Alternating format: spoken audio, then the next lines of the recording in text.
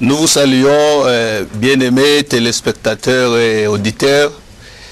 C'est une joie pour nous ce soir d'être devant vous pour parler de la part du Seigneur. Ce soir, nous voulons développer un sujet qui sera important pour nous, chrétiens, qui avons décidé de suivre Jésus. Les textes que nous allons exploiter ce soir se trouvent dans 2 Timothée chapitre 2 et nous allons lire le verset 1, mais nous pouvons aller jusqu'au verset 6. Il est dit ceci dans la Bible, dans 2 Timothée chapitre 2 verset 1. Toi donc, mon enfant, fortifie-toi dans la grâce qui est en Jésus-Christ. Toi donc, mon enfant, fortifie-toi dans la grâce qui est en Jésus-Christ. Ici, nous nous trouvons devant une épître pastorale. C'est un message important pour les leaders d'église. Mais je pourrais dire aussi pour tous les chrétiens, tout celui qui a accepté Jésus-Christ comme son Seigneur et Sauveur. L'apôtre Paul était justement à la fin de sa vie, la vie terrestre, et sentant que sa mort venait, il s'est dit qu'il ne pouvait pas partir, effectuer ce voyage à sens unique, sans laisser de conseils pratiques à son jeune frère, son fils même dans la foi, et son collaborateur Timothée. Ça, c'est une bonne attitude. L'apôtre Paul sentait déjà sa mort s'approcher. J'aimerais vous dire, bien-aimés, déjà d'entre le jeu, que nous, les chrétiens, serviteurs de Dieu, le Seigneur peut nous avertir même avant que nous puissions quitter cette terre des hommes. Et si nous voyons l'exemple palpitant de l'apôtre Paul, avant de quitter cette terre, parce qu'il était presque à la fin de sa vie, il a déjà combattu le bon combat de la foi. Et bientôt, il allait quitter cette terre des hommes.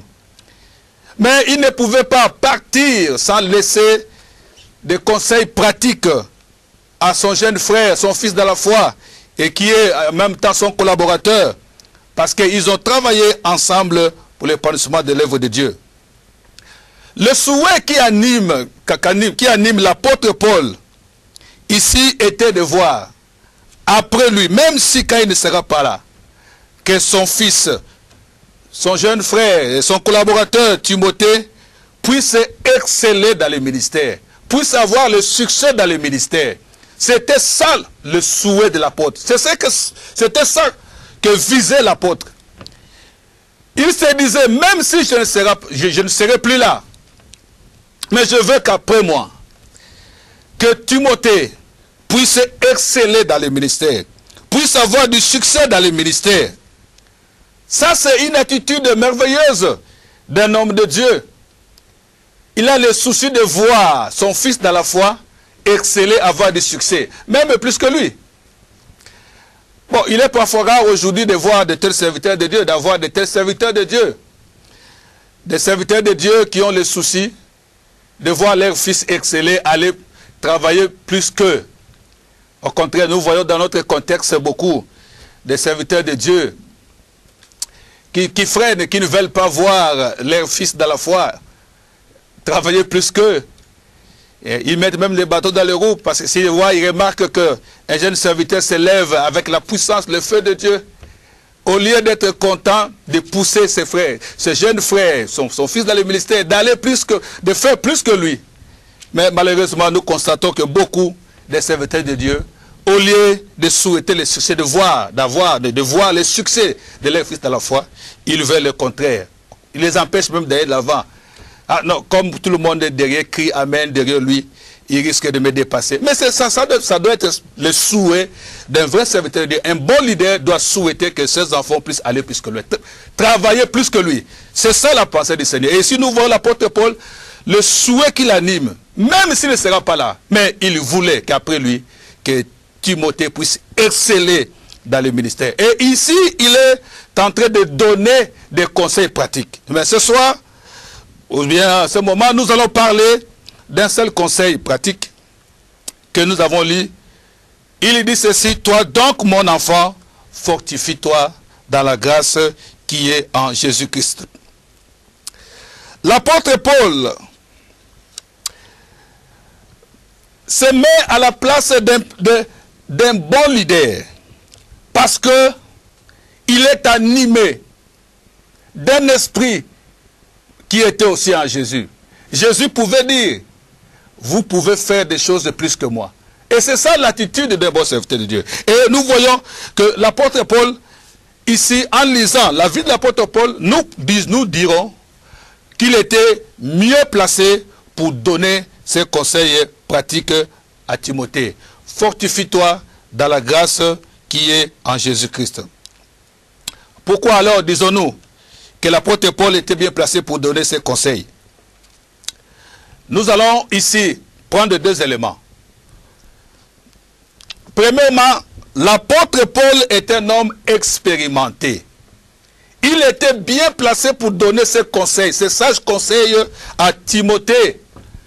Fortifie-toi dans la grâce qui est en Jésus-Christ. Il est un homme expérimenté. Il n'est pas un parvenu dans le ministère, l'apôtre Paul. C'est quelqu'un qui avait une certaine somme d'expérience dans le ministère, dans sa marche avec le Seigneur. Ce n'est pas ce que nous voyons aujourd'hui. L'apôtre Paul, je dis ceci, c'est très important ce que je dis. L'apôtre Paul était mieux placé pour donner ses conseils pratiques à Timothée. Les conseils, comme nous avons dit dans 2 Timothée 2:1, fortifie-toi dans la grâce qui est en Jésus-Christ. Il était bien placé parce que c'est un homme qui avait une certaine expérience, une somme d'expérience avec le Seigneur, dans sa marche avec le Seigneur. Ce n'est pas ce que nous voyons aujourd'hui. Les gens qui dorment et demain se réveillent, ils s'appellent apôtres des nations. Après quelques temps seulement, on le voit avec les titres, différents titres. Il s'appelle évangéliste interplanétaire. Après les 2 mois, 3 mois, il est déjà apôtre des nations, il est patati patata.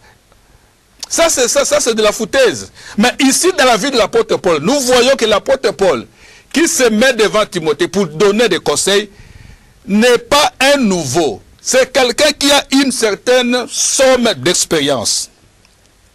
Et il est en train de dire à Timothée, ce jeune serviteur, fortifie-toi dans la grâce qui est en Jésus-Christ. Fortifie-toi. Parce que l'apôtre Paul savait que dans le ministère, dans le service de Dieu, il y a des tensions, il y a des pressions, il y a même des dépressions, il y a des persécutions qui peuvent arriver dans le ministère. L'apôtre Paul, c'est un homme qui a connu toutes ces expériences-là. Il est passé par des pressions, par des tensions, par des persécutions. Il avait une certaine expérience et il savait c'est quoi le ministère. Et il était bien placé pour donner ce conseil. Autrement, l'apôtre Paul est en train de dire à Timothée: j'ai expérimenté les pressions, les tensions qui sont collées au ministère. Mais quel était mon secret, jeune Timothée? Mon secret, c'était la grâce de Dieu. Pour réussir dans le ministère, quand il y a des pressions, il y a des persécutions, il y a des moments difficiles, parfois on se dit, que dois-je faire devant ces problèmes, devant cette difficulté? Quand il y a des choses qui ne marchent pas, vous passez des moments difficiles dans votre vie, vous passez des moments compliqués dans le ministère. Et ici, il est en train de dire, le secret, Timothée, c'est la grâce de Dieu. Fortifie-toi dans la grâce de Dieu. Dans d'autres traditions, il est dit, prends courage, deviens fort plutôt en comptant sur la grâce de Dieu. Timothée, il y aura des moments où tu seras au bout de ta force, ne sachant quoi faire. Vous ne comprenez rien, qu'est-ce qui m'arrive? Les gens peuvent se lever dans l'assemblée, les gens peuvent s'opposer à vous. On peut vous haïr par